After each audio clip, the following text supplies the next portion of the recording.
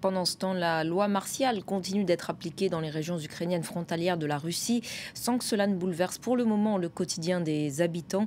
C'est ce que nous explique Gulliver Krag, notre envoyé spécial à Berdiansk, l'un des ports ukrainiens en mer d'Azov où la loi martiale est justement en vigueur depuis hier. Deuxième jour de loi martiale ici à Berdiansk, mais cela ne se voit pas sur le front de mer où les gens se promènent comme d'habitude.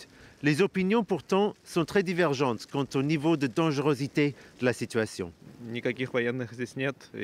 Il n'y a pas de soldats dans les rues. Il ne semble pas que quoi que ce soit ait changé.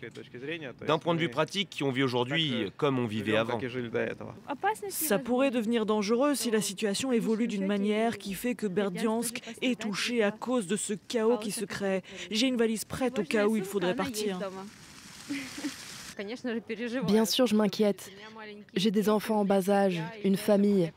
Je m'inquiète pour eux, pour moi-même, pour tous mes proches. Tout cela m'inquiète.